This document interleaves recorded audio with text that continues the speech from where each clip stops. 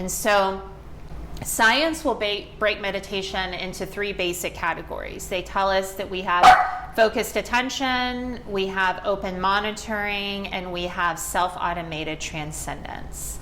So focused attention is going to be your concentration and your contemplation-based meditations. Concentration is, you have a focal point. Maybe it's a word, maybe it's a candle, a color, maybe even a mantra. But the intention is to hold that point of focus to such a degree that you block out all the peripheral thoughts and block out all the peripheral noise.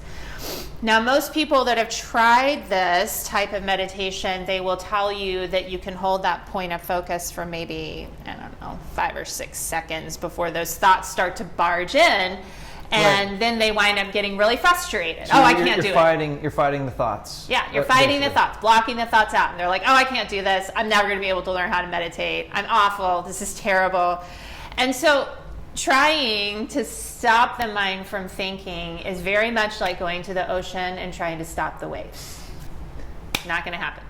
It is the natural tendency of the mind to think, just like it's the natural tendency of the ocean to move. Anytime you go against your natural tendency, it's going to result in a lot of frustration and a lot of agitation. And those types of meditations show up in your brain waves as gamma brain waves. If you ever seen gamma brain waves. Now you're talking about the science of it. Mm-hmm. Okay.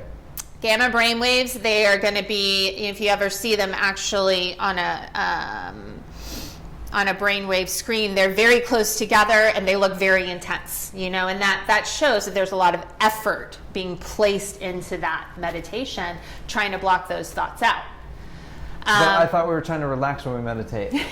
Yeah, does that sound very relaxing, right? I mean, that is the ultimate goal, right? I mean, there's some people, if you're looking to improve your focus, which is definitely a thing for some people and super helpful depending on, how you live life out here and what your contribution is to society, that's going to help you focus more. It's not going to help you relax. It's kind of a different application. Yeah. It's not resting the nervous system in the same way. It's providing a different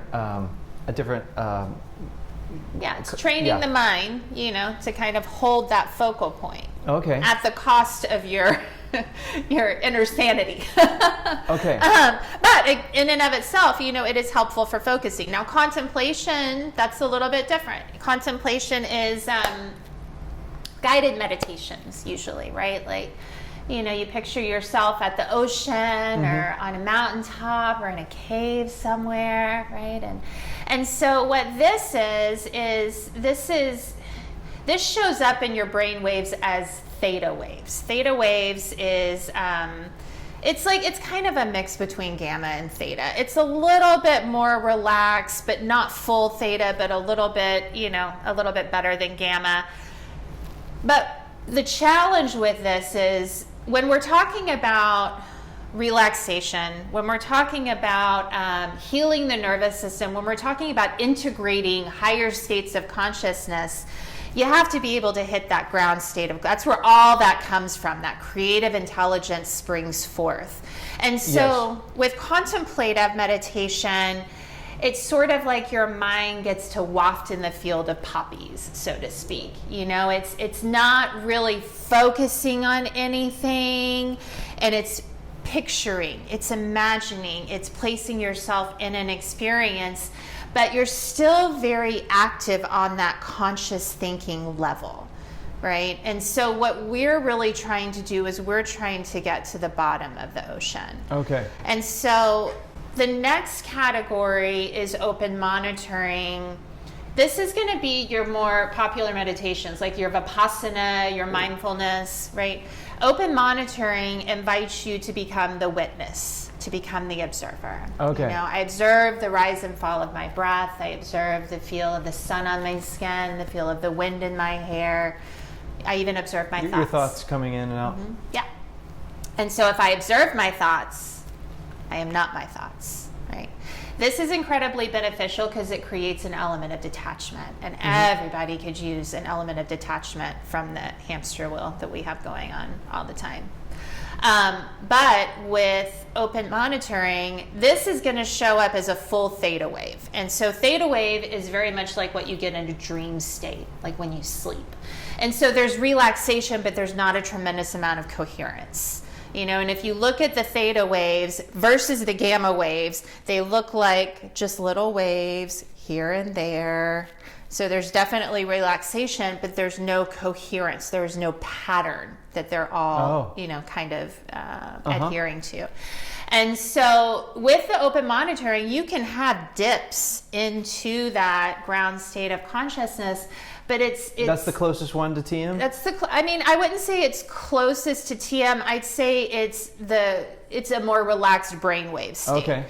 And so, but those dips are usually by happenstance. They're not really systematic and they're not consistent. And that's really what we need for the neuroplasticity to kick in.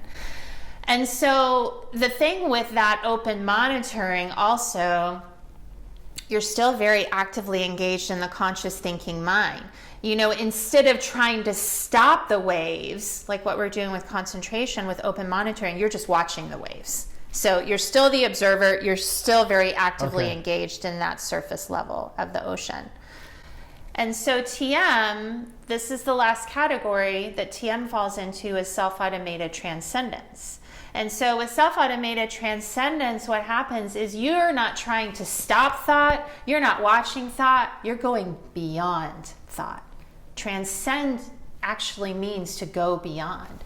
And so with TM, you're going beyond the conscious thinking mind, and you are actually reaching that ground state of consciousness many times during any 20-minute session. And what happens is every time you reach that ground state of consciousness, it creates this level of rest and replenishment in the nervous system. The mind and the body get expanded and relaxed, and it creates it's like the ultimate reset, for the nervous system.